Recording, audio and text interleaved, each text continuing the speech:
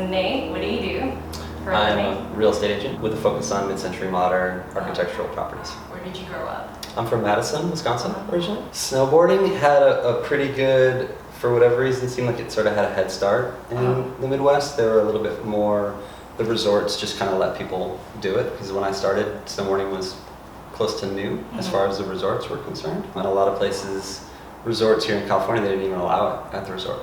So it took a long time before other places did. Wisconsin and the Midwest, for whatever reason, just said, do what you want, go ahead. So we had a little bit of a, I don't know that it'd be a head start necessarily, but we had, there was a community of snowboarders, and skateboarding was big there. So that was, for most snowboarders at that time, it came from skateboarding, living somewhere where you can't skateboard in the winter, snowboard. So how did you make your transition from Wisconsin out here? First was just trying to find, following snowboarding. So first was Colorado, that was kind of where at the time was sort of the biggest scene of things happening in snowboarding, people coming together, and so that was sort of my first stop. And then Southern California was next, because that was sort of where all of the upstart snowboard companies were happening, and also skateboarding. So it was like an opportunity to go skateboarding in the kind of the center of skateboarding. Do you do all three? Surf, skates now? I don't really surf anymore, but when I lived down there, I did. Yeah. But I mean, I love it. Yeah, that's the best part of being in California. I think you do all three in one day. Yeah. I don't do any of those. I've never done that, no. And also I wanted to live in a city. I had lived in the mountains for pretty much my whole adult life, and just said, I want to change. Yeah. Live somewhere with more conversations than how was your day snowboarding. Yeah. Dude. So how did you make that switch from snowboarding? I mean, to become a real estate agent is a pretty easy process as far as getting a license. It's getting actually work is the more difficult part. So that's building clients and understanding what you're doing, because what you learn as far as getting your license doesn't teach you anything about being an agent. It just, basically gives you the entry into being able to do it. For me, it was sort of similar to snowboarding, is that like I was sort of consumed by it. So everywhere I would go, and a lot of people can relate to that, where you're just looking at what's for sale.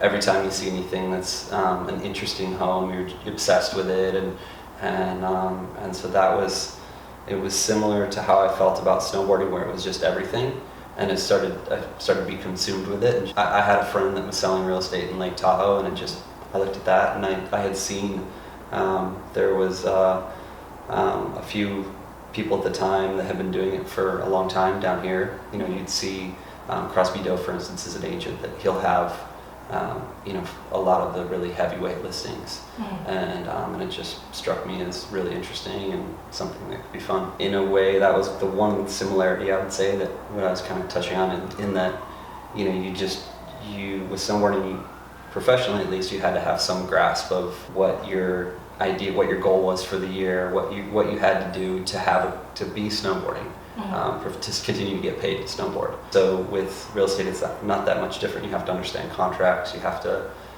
be responsible for the fact that you're going to continue to be able to do it to get paid. The self-employed aspect of it was intriguing. I had bought a house. That was a big factor, as well as I understood the process a little bit, just from having purchased a house in Lake Tahoe. And I think people kind of, sometimes it happens for other people that get into real estate, that happens for them, where they buy a home, they understand what it's done for them from an investment standpoint, how it works. And then the fact that I was obsessed with always what's for sale, what's the story on this city or that house. I just moved in that direction.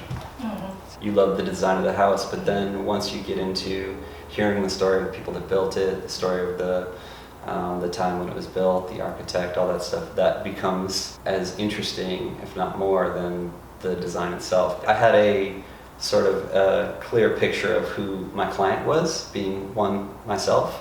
So I know, for instance, that when you're looking at a house, you're looking at things beyond just the square footage, bedroom, bathroom count, that stuff. Of course, you want to be in the neighborhood you want to be in, but the way the house lives, that's way more important, probably, for most people. How do you separate what you keep out of that? I don't. That's the best part. Yeah. That's sort of what, I don't know that that's what led me. Snowboarding I was led to just by being obsessed with it. Yeah. But that's what led me to doing real estate, is being obsessed with the houses that I would be selling.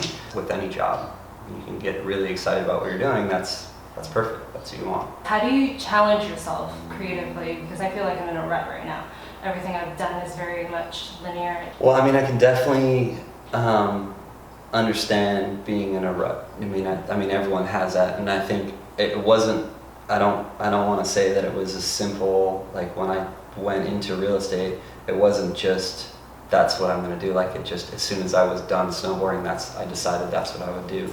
There was a couple of years where I was not fulfilled with snowboarding, and I was still doing it. As soon as I stopped doing it as a career professionally, it became so much more fun. You know, I had these expectations of what I was supposed to be doing, and if I wasn't doing them, or if I wasn't inspired, then it was just kind of blah. But there were a few years where I had no idea what I was going to do, and I kind of was waiting for that same sort of pull. I don't have any clear direction on how to tell someone how to find that, because I didn't know how to find it. It grabbed me, you know, eventually, and it sort of opened up. And that's sort of how it works for me. I think it works differently for other people. I think everyone has those moments. My house I treat a bit like a time capsule, but I still learn new things about the time that it's a capsule of, and I'm not super precious about that, about what goes in. I'm not like looking at, you know, it's got to be from a certain day. It's not a Mad Men set, you know. You know, there's such good things happening right now too, so I try not to turn away from what's happening at the moment either. There's so much more always, you know. It's like music. You know, you learn about one artist and that leads you to another, you know, and another and another. Where do you see yourself in like 10 years? Will you still be in real estate? Will you pursue? I hope to be able to enjoy still what I'm doing. That's everything. I have goals in the short term, but in 10 years, do I want to be doing this? I'm enjoying it. So I guess it's, if I was enjoying it still, I'd want to be.